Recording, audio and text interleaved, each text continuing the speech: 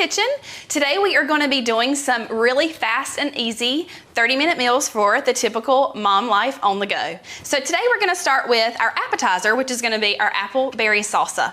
So we are just going to start with a Granny Smith apple, and we're going to use our handy dandy apple wedger to wedge our apple so that we can slice right through.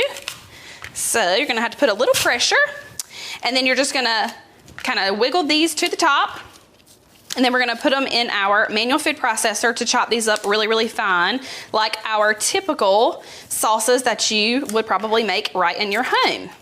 One key of advice, you do want to make sure that you do not turn your apple wedger over and try to push through your apple. You literally want to just kind of pull up from the top and then toss it to the side.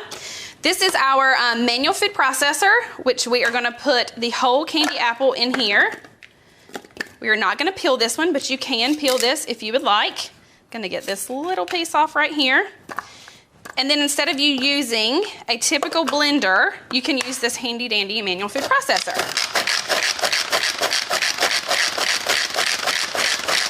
So it is going to chop it really nice and fine. We're going to shake it around, make sure we get everything on the bottom. And oh, we still have a few big pieces, but that's okay.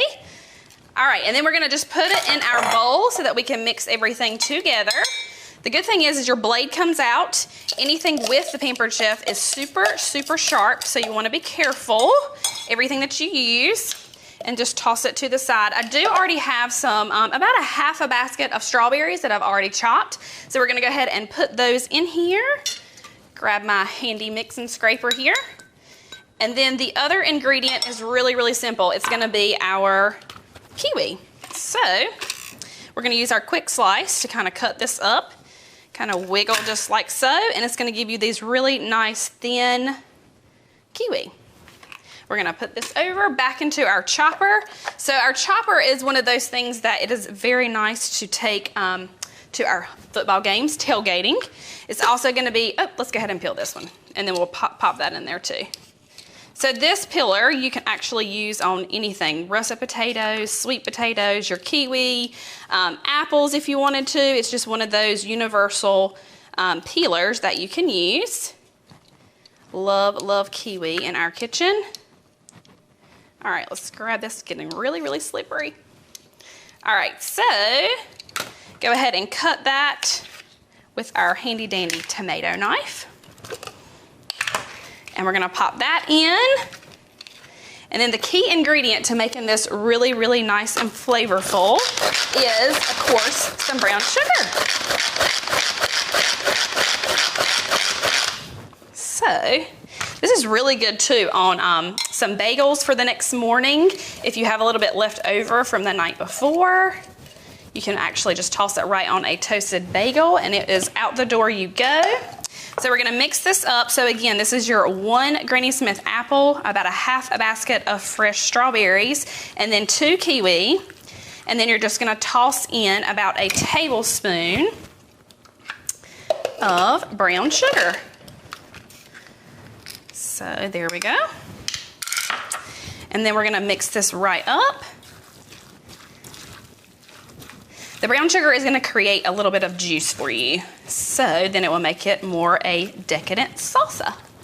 All right, so we're gonna go ahead and plate it.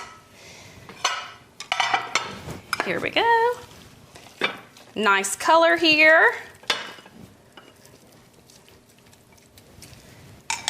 And then these are my all-time favorite, Stacy's pita chips. But a little bit of a tip for you, you can actually just turn it over, and if you will open the bottom first, then all of your crumbs are gonna be underneath all of your chips. So, here we go. This is your fast and easy appleberry salsa. We'll be right back.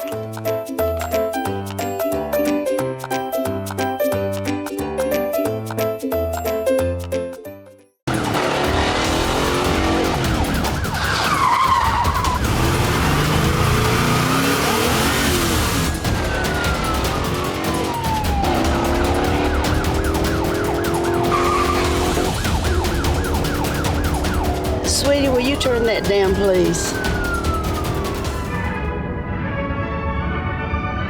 keep life exciting, even when it's not. Watch TV everywhere from Star Communications.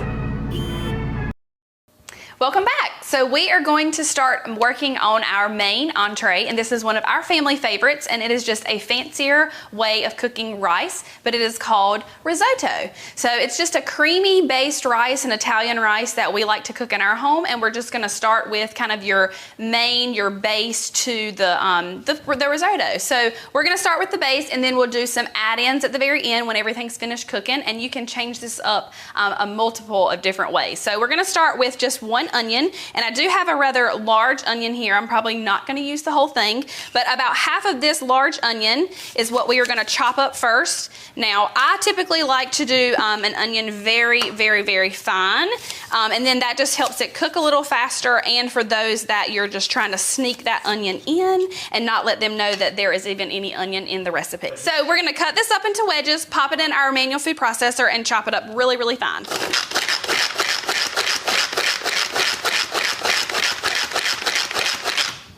So here we go. Super, super fine. Then we're going to transport it right over here to the stove top into our rock crock. And we are going to let these kind of get to a translucent color here. So just pop them in, just like so. And this will take just a couple of minutes to get our onion looking more of that translucent color. And then we're going to put in about 2 tablespoons of butter here. And this is what we call our crock pot on steroids. This is the famous rock crock here. So then we're going to add in our fancy Barrio rice. So this is a cup of our rice here, and we do want to kind of toast this so that it will give it that creamy texture whenever we add our chicken broth in later. So we're just going to let it kind of do its thing, and while this is cooking, we're going to head on over to the grill pan and start grilling some of our chicken that we're going to add on to later. Okay, so over here is going to be our grill pan. We are going to want to spray this first with our kitchen spritzer. So we're going to pump this like so, and then we're going to spray our pan. Doesn't take very much. This is a very, very nice non-stick skillet. And then we are going to add our chicken. This is the same concept as your outside grill. So you do want to make sure that you get your grill super, super nice and hot before you add any meat. If you do not, then you are pretty much sauteing your chicken, which you could have done in your 12-inch skillet. So we're going to get our grill pan really, really nice and hot before we add any meat. Therefore, whenever you put your meat inside, you're going to get those really nice grill marks on both sides, and then you can either shred the chicken for your entree, or you can just put it right on top of your risotto. So when you cannot touch this press anymore, you can actually go ahead and add your meat or your vegetables or whatever you're going to grill right on your stovetop. But a really cool thing while I'm waiting for everything to heat about some of our lifetime warranty pans is the actual handle. So what you want to do here is you have a little button that you can just kind of press, and it's going to remove your handle for you, so that if you want to put this in your oven, you can get this out really, really easily. Or if you just misplace one of your handles, you can actually alternate these handles with any of our cookware that we have in stock. So when your press gets to where you cannot touch it any longer, then you're going to add your meat. So let's look over here at our butter and our onions, and it is getting nice and hot, and we're just toasting that risotto before we add any chicken broth, and you can see it is getting there. Okay, so our grill pan is really, really hot. So the way that you can test that is when you cannot touch the press any longer, you're just gonna remove it, and then you're gonna add any meat or veggies that you are trying to grill. So we're gonna pop that in. You're gonna hear a nice little sizzle. If you do not hear sizzle, that means your pan is not nice and hot. Therefore, you might need to wait a little bit longer. I'm going to do chicken tenderloins today just because this is a little bit easier for me to do. And then we're going to put a little bit of salt and pepper on here. I typically use the Himalayan sea salt and just the peppercorn from Pampered Chef. All right. And then if you want to, you can put your press right on top, and then it's going to keep all of the heat right in there and help your chicken get done a little faster. Okay, so now our risotto looks pretty toasted, so we're gonna add some chicken broth and a little bit of minced garlic. So about 3½ cups of chicken broth here. Love these measuring cups. So pretty much almost a whole 32 ounces of chicken broth. I think there's about 4 cups. Whoop, there we go. So we're gonna pour that right in. And then we're gonna add our minced garlic here. But first, let's go ahead and turn this chicken over.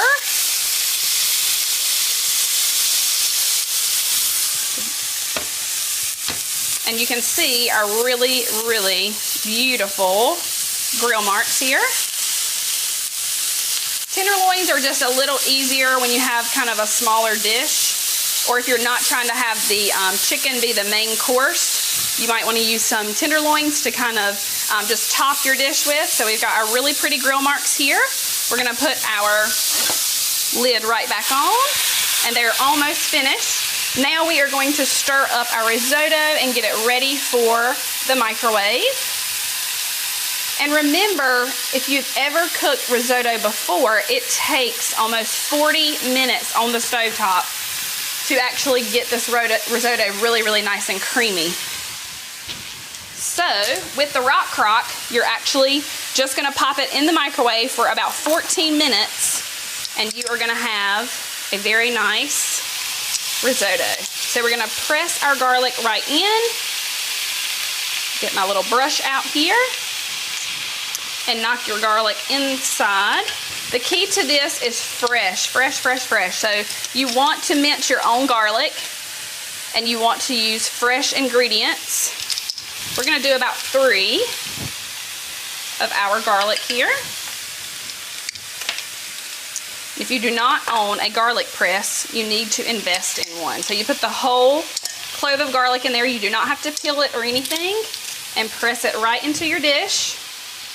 And then get all of the garlic that has been minced out of there.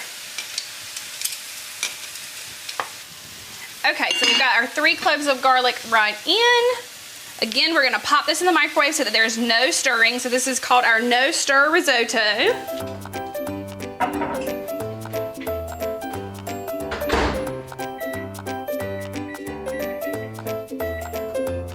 Okay, so we put the risotto in the microwave for 15 minutes. Now we're gonna take our chicken off the grill. See our pretty marks here? And again, you can leave these whole, or you can put these in a bowl and kind of shred up your chicken to be mixed in. Gonna move right over here. There is our nice grilled chicken. Now we're gonna work on our toppings that's gonna go inside of the risotto once it's finished. So we've got some Parmesan cheese here, which is one of my favorites. So we are gonna start with about 2 ounces. So this is our professional grater, the fine grater. So we wanna do about 2 ounces when it comes out. So we're gonna head and grate just a little bit. Again, the key to making this taste so delicious is our fresh ingredients. I'm not typically a measurer, so sometimes I eyeball this. This looks about like 2 ounces. So we'll top our dish once it comes out. Then we are just going to cut these into little cube-like shapes here with our professional shears. And this will melt really, really nicely in our risotto when it comes out. Then we've got our fresh basil here beside us, and our cherry tomatoes, which we're gonna slice in half all at once. They're trying to stay together. And this is just our mozzarella string cheese that we're gonna put in. And you can do a couple of different variations with this. You can do spinach with sun-dried tomatoes in your risotto when it comes out. We're just doing more of a caprese type style of our risotto today. So we're just going to chop up our basil. Some people like theirs very fine versus very thick. So it doesn't really matter to me. I can eat basil almost by itself. All right, so this will garnish our dish when it comes out. There we go. And then we are just going to cut our tomatoes right in half with 1 slice. So this is the closing cut, one of my favorite products. And we are literally, instead of me having to chop all of these at one time, we are gonna cut these in one go. So place all of those right inside. And then you are going to want to close this. This is really good for mozzarella balls. If you got cherry tomatoes, obviously is what we're doing today. Grapes, anything that you want to chop all at one time, you're going to be able to do that. And then we have our tomatoes sliced all in one. So we will top that right on top of our risotto when it comes out. And then in the meantime, we're going to go ahead and shred up our chicken, because I actually like mine shredded, with our salad choppers. And we are just going to shred this up, and we're going to mix it in as well when it comes out. And I know I just said this is a salad chopper, and I'm cutting up chicken. This makes it really, really easy. I don't have to wait for the chicken to cool. I can go ahead and chop this instead of having to use a fork or my fingers. I can do this fairly fast. So there is our chopped chicken. Once it comes out, we'll assemble it all in one, and then that will be our risotto for tonight.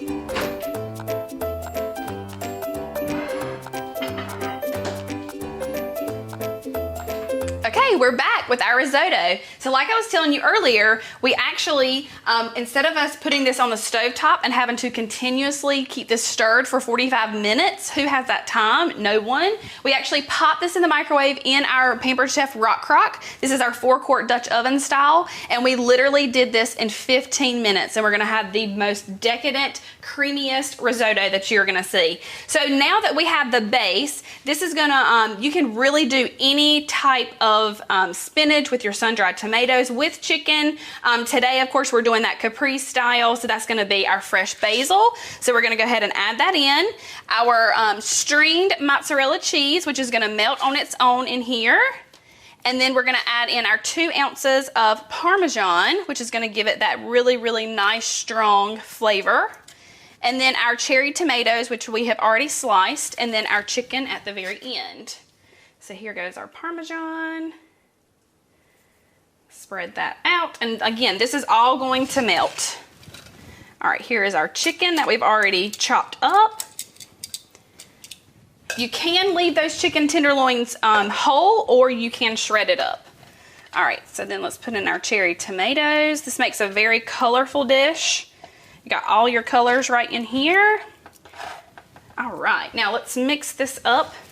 You do want to hold on to your rock crock with some type of microwave grip, which we actually sell, or if you have a hot pad, you do want to hold on to it because it will be pretty hot when you take it out of the microwave. So let's stir all this up, get all the ingredients nice and mixed, and then you're going to start seeing that mozzarella and that Parmesan really melting in there.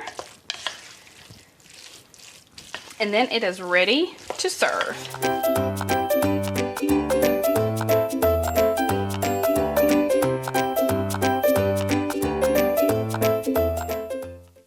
After completing my contract, I still have to buy out of it? Come on. Here's your sign.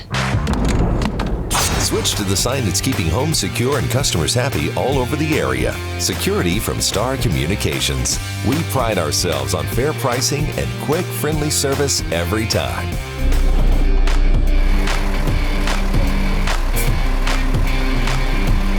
Somebody trying to break into this place? Security from Star Communications. Okay, welcome back. We're with my favorite, the dessert. So this is one of our fall favorites. This is gonna be our caramel praline pumpkin cake. And we are also gonna use our Rock Crock everyday pan in the microwave. So it's literally gonna take us 10 minutes in the microwave to produce a luscious dessert. So we're gonna start with our cake mix, which is our spice cake mix.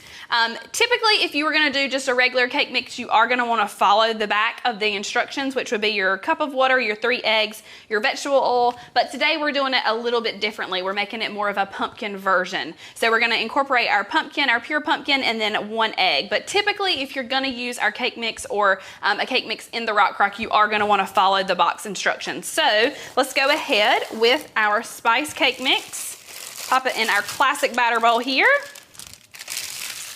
We're gonna do 1 egg. Now this is gonna be very thick whenever I start to mix this. And then we're gonna open our can of pumpkin here. This is our smooth edge can opener. So this, of course, is not gonna have to be plugged in. You can use this travel size. When a hurricane comes through, we're gonna take this off like so. And then this is gonna give you that smooth edge. This is why it's called a smooth edge can opener. Then we are going to toss in our 15 ounces of pure pumpkin. This is gonna give us that fall treat that we all love. And like I said, this is gonna be very, very thick, but it is gonna be very, very moist when it comes out. So you can use a spoon, you can use a whisk. I'm choosing to do a whisk at first, then I may have to use the spatula at the very end. But it is gonna be pretty thick, so you're gonna have to use your muscles here. We're gonna mix this together, and then we're gonna toss this in the rock crock, and it's gonna take us about 10 minutes in the microwave. Any box cake will take you about 10 minutes, or if you are wanting to bake it, you can also do that. The rock crock can go anywhere in your kitchen. So you've already seen me use it on the stove top. It's gonna go in your microwave, it can go in your oven, on your outside grill, and of course, our favorite, dishwasher safe. All right, let's incorporate all the sides here. Get in that last little bit. And we're gonna throw it right inside of our rock crock. All right. Now you do not have to spray our rock crocks, but you can if you would like. They do not call for you to use any kind of spray. Okay, so like I said, it's gonna be rather thick. So you are going to want to kind of get it as even as possible in here. And then again, we're gonna do 10 minutes in the microwave, and then we're gonna add in our caramel topping with our glazed pecans. Okay, so we have that smoothed out. Now we're gonna put our top on and pop it in the microwave for 10 minutes. Welcome back. We are gonna finish up our cake. So we've taken it out of the microwave. Again, 10 minutes only in the microwave, and this is our pumpkin praline cake. So we're gonna top it with some delicious caramel. So just drizzle it all over the top. You can't have too much, right? You could do a version of the poke hole cakes that you love and see. But we're not gonna do that today. We're just gonna ice it down really nicely all over the top. And then we are going to put our Emerald brand glazed peanuts. I am gonna chop them up a little bit finer so that I can dust this a little bit more with our food chopper. So let's go ahead and chop just a little bit to get some of these bigger pieces a little smaller.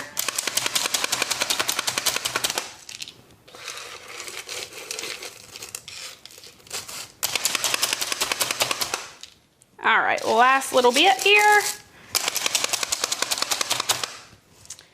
And we are going to top our praline cake just like so. And there we are. Doesn't that look delicious? It smells delicious. All finished. Thank you guys so much for watching us. Hopefully you can tune in again next time. And if you have any additional questions, please feel free to reach out. Bye guys.